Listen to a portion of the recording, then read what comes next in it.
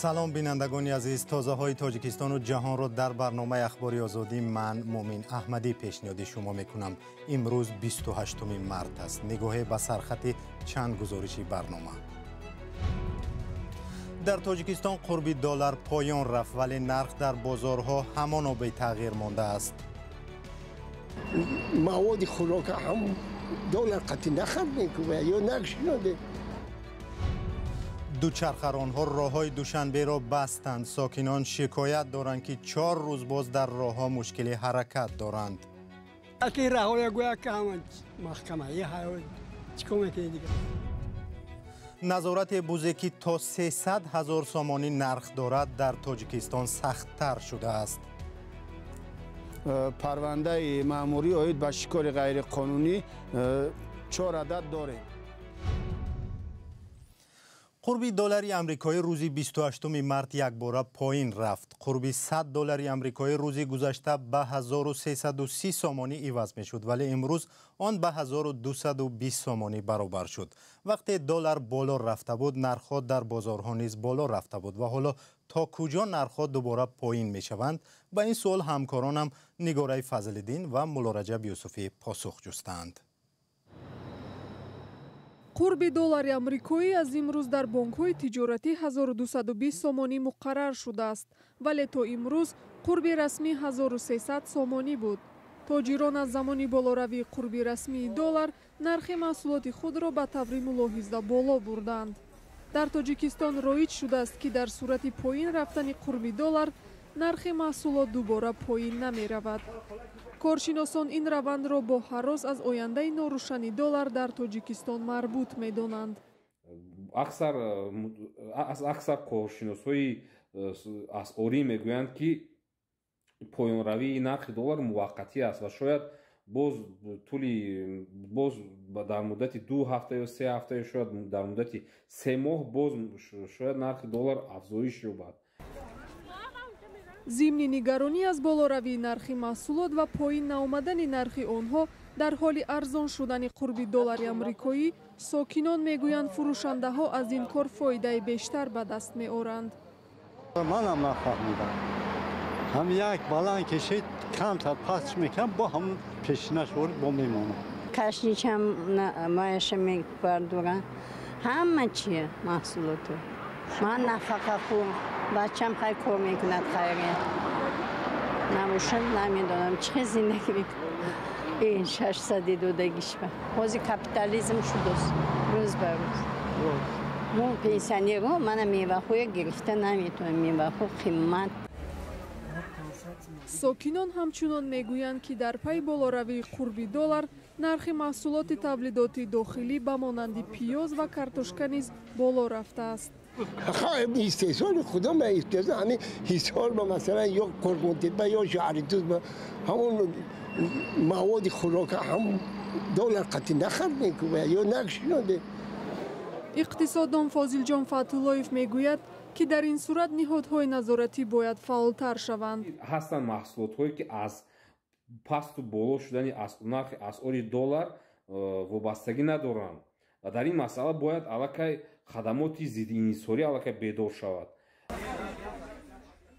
بالاروی نرخ محصولات در تاجیکستان بعد از حمله روسیه به اوکراین و تحریم‌های سخت کشورهای غربی ضد مسکو به وجود آمد. چون این حادثه ها به یک باره بالاروی قربی دلار آمریکایی و کاهش ارزش روبل روسی نیز باعث شد. با توجه به آن که بخش اعظم محصولات نیازی اولیه از خارج به تاجیکستان وارد می شود، در دیگرگونی در بازار بیرونه تاثیر خود را به زندگی ساکنان می رساند. وادیم بایچنکو شهردار ماریوپول میگوید این شهر ساحلی بحر آزوف در اوکراین در ورطه بحران بشری است و باید مردم آن را به تمام به دیگر جای کوچانند. به قول بایچنکو 160,000 نفر در این شهر بی نیروی برق درماندند. او روزی 28 مارس گفت 26 اتوبوس منتظر بیرون آوردن غیر نظامیان هستند ولی نیروهای روسیه با آنها گذرگاه امنی نمیدهند. در دیگر گوشه‌های اوکراین نیروهای روسیه همچنان بمباران زیربنیادهای مهم را ادامه می‌دهند. بنا به گزارش خبرگزاری اسوسییتد پرس شام 27 مارس نیروهای روسیه یک انبار بزرگ نفت در ولایت جنوب و غربی والین را با موشک زدند.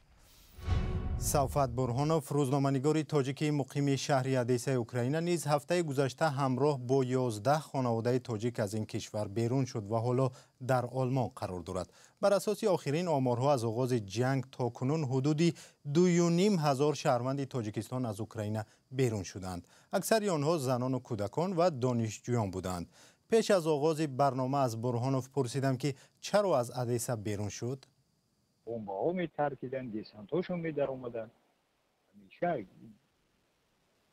اکو در اینجا چی شده است؟ حکومت کوشش کرده است که مردمش با وهمن گرفتار نکنه، مردم در ترس نباشن. بسیار چیزهایی هست که نه اوکراینی ها میگویند نه هیچ کسی نمیگوید، برای که بی‌سامونی در میان مردم شود. یکی ترکیش ها هست، فشارهای روسیه بالای هر یک شهر اوکراین هست. سپس از این از خبرنگار مهاجر تاجیک پرسیدم که به وجه عموم وضع تاجیکان در اوکراین چگونه است؟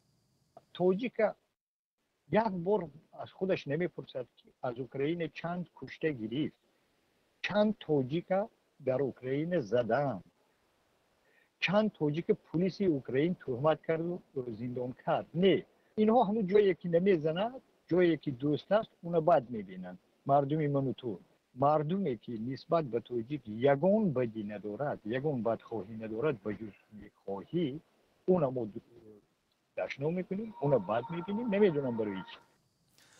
در ادامه مصاحبه از صوفت برهانوف پرسیدم که چرا برخی در تاجیکستان با آنچه در اوکراین میگذرد باور ندارند و بیشتر حادثه ها را از نگاه مطبوعات روسیه بها میدهند. در ادیسه بگویم نیم زیادی آدما خواهشمند جهانی روسی بودن. 3-4 روزی آغاز همین جنگ‌های هم مردم باور نداشتند که جهانی روسی به این درجه واهمناک است، به این درجه خوب نیست. جهانی روسی پوتینی یعنی انتظار هم بودن بعضی ها، برای بودن که پوتین میگوید خوبی میشه. مردم که در خانه هاشون خواب بودن و شب بالای خانه هاشون بمبه های پوتین افتید، اینا گفتن که بمبه که افتید توی جلو نمیکنه، روس هستی، تاجیک هستی، چغیز هستی، همه زیر یک بمبه، زیر یک خوب میمونید.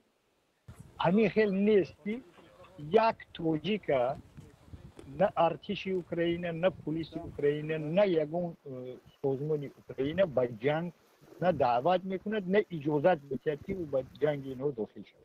جنگشون خودشون کلیست دادن. اگر گوییم که یگون کسی یک تاجیک مجبوری جنگ میبره، در اینجا چیز هیچ وقت نمیشه. صوفت برهانوف روزنامه‌نگار تاجیک مقیم اوکراین بود که بعد تجاوز روسیه به آلمان پناه برده است. دهها دوچرخه‌ران از چند کشور آسیای میانه بعد دوشنبه آمدند تا در مسابقه دوچرخه‌ران‌ها اشتراک کنند. روزی چهارم است که در پایتخت تاجیکستان مسابقه ادامه دارد. به این خاطر اکثر راه‌های ماشینگر در پایتخت را بستند و مشکل حرکت ساکنان زیاد شده است. همکارم براد یوسفی و علیشیر ظریفی در این باره گزارش دارند.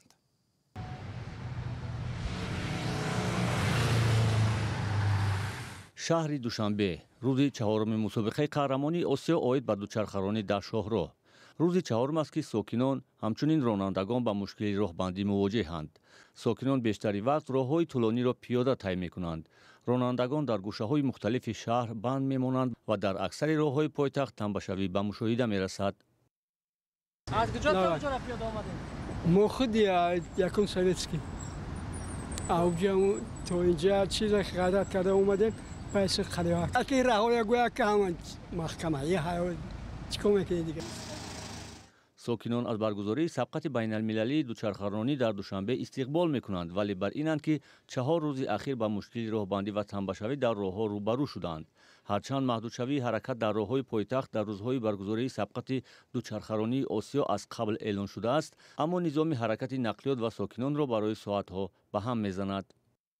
کمتر مشکل است. شما مثلا اونجا رفتنیم دیر کردین؟ او کمتر هم خیلی دو وز راه شدن همه راه. نگفتم برای چی خیلی شده استفاده نمیدونم که فقط پروبکا گذاشتیم ما تو همینجا اومدن چند بار ایستادیم برای پروبکا یک 3-4 بار дар гузашта низ рӯзҳои баргузории баъзе нишастҳои байналмилалӣ ва таҷлили иду маросимҳо низ қитъаҳои аз роҳҳои пойтахт барои чанд муддат баста мешуд. мақомот ин роҳбандиро муваққатӣ номида иддао мекарданд ки аз қабл огоҳ кардани сокинон мушкил пеш намеорад. дар мусобиқоти қаҳрамонии осиё оид ба дучархаронӣ дар шоҳроҳ ки 25 март дар душанбе шурӯъ шуд, беш аз 400 варзишгар аз 27 кишвари қора иштирок дорад. ин мусобиқот то 30 март идома хоҳад кард. ин мусобиқаро конфедератсияи велосипедронии осиё таҳти сарпарастии иттиҳодияи байналмилалии велосипедронӣ дар ҳамкорӣ бо мақомоти иҷроияи ҳокимияти давлатии шаҳри душанбе ва федератсияи велосипедронии тоҷикистон ташкил кардааст. зимнан иттиҳодияи байналмилалии дучархаронӣ дар соли 2015 чунин сабқатро дар Крим ташкил кард ва сабаби ҷанҷоли байналмилалӣ шуд, чун онро ҳамчун эътирофи ба Русия тааллуқ доштани Крим шарҳ доданд. салом, агар хату хабар мехоҳед мо дорем. навиди бомдодӣ, сархати хабарҳо, ахбори Тоҷикистон ва ҷаҳон, гузоришҳо ва таҳлилҳо. чӣ мегузарад ва чаро? донистан, фаҳмидан аст. замима ё апи моро бигиред. мақомоти тоҷик талош доранд то саршумори бузи морхур ё пармашох дар ҷануби Тоҷикистонро бештар кунанд. ин навъи буз ки танҳо дар ноҳияи Шамсиддин, Шоҳин ва Дарвози Тоҷикистон аст, гаронтарин бузест ки барои шикор ба хориҷиён пешниҳод мешавад. як сари он ҳудуди 300 000 сомонӣ нарх дорад. ҳамкорам Маҳмудҷон Раҳматзода дар ин бора гузориш таҳия кардааст. бузҳои кӯҳии морхур дар баландкӯҳҳои ноҳияи Шамсиддини Шоҳин.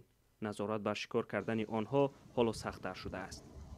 ин нозир бо дурбин ҳар ҳаракатро зери назар дорад то хатари шикор шудан ба бузҳо таҳдид накунад.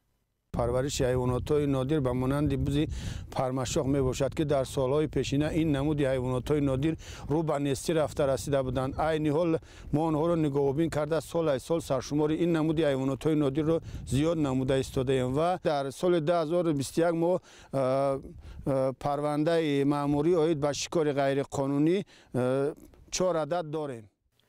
соли 2020 ҷангалбонҳои як сокини 23 солаи ҷамоати доғистони ноҳияи Шамсиддини Шоҳинро барои шикори ҳайвони нодири бузи морхур боздошт карда буданд. ин ҳолат дар соли 2021 ҳам сабт шудааст. аммо ҷангалбонҳо тавонистаанд пеши роҳи шикорро гиранд. дар риёсати ҳифзи муҳити зист гуфтанд камони шикорчиро пайдо ва худашро зери пайгард гирифтаанд. ғайриқонунӣ шикор ба қайд гирифтагӣ як нафар дар ҳамин мавзеъи дашти ҷум ба қайд гирифтагӣ нест. яроқ шаҳр мусодира кардан шаҳрвандахча наёфтанд. яроқа ёфтану шаҳрванда наёфтанд дар ҷустуҷӯи мақомоту қарор бошд. неки шикор накарда буд. ба мақсад ҳамин соли 2021 ба мақсади шикор рафтай яроқ шаҳр ҳамҷа ёфтану худча наёфтанд. акнун дар ҳар мавзеи хоҷагии ҷангал хоҷагиҳои шикор ташкил шудааст. ин хоҷагиҳо вазифа доранд шикорҳои ғайриқонуниро ошкор ва ба мақомот хабар диҳанд. мақомот ҳам мегӯяд ки таъсиси хоҷагиҳои шикор барои нест кардани шикорҳои ғайриқонунӣ дар хоҷагии ҷангали дашти ҷум ва шуробод аст. ба гуфтаи мутахассисон ҳамин муҳофизаи сахт ҳоло сабаби афзоиши ҷонварони нодир шудааст. мавсими шикори қонунӣ он аз 1 сентябр шурӯъ шуда то аввали баҳор давом мекунад. мақомот ҳамасола барои шикори бузи морхур квота ҷудо мекунад ки нархи шикори як адади он 237 000 сомонӣ аст. маҳмудҷон раҳматзода, озодӣ, ноҳияи Шамсиддини Шоҳин.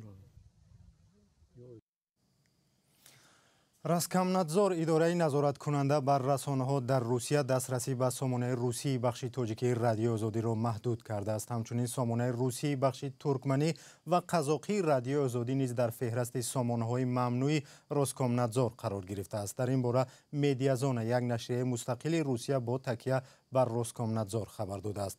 фармони маҳдуд кардани дастрасӣ ба 3 сомонаи русизабони радиои Аврупои озод радиои озодӣ рӯзи 26 март содир шудааст. бинандагони азиз, барномаи ахбори озодӣ инҷо поён ёфт. хабару гузоришҳои дигарро дар сомонаи радиои озодӣ зери нишонии озодӣ.орг ва дар фейсбуку ютубу телеграми мо дастрасу мутолиа кунед. хушу хубу комгор. худо нигаҳдор.